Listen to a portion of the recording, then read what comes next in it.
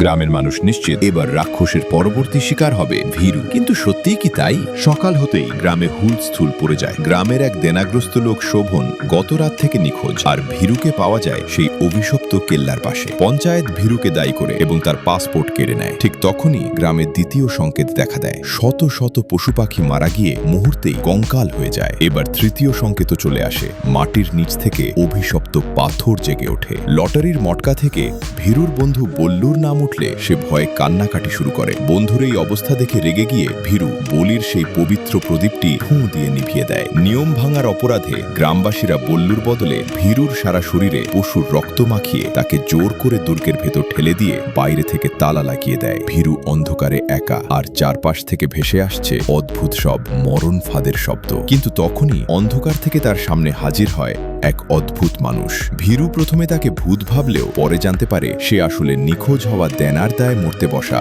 Sovan.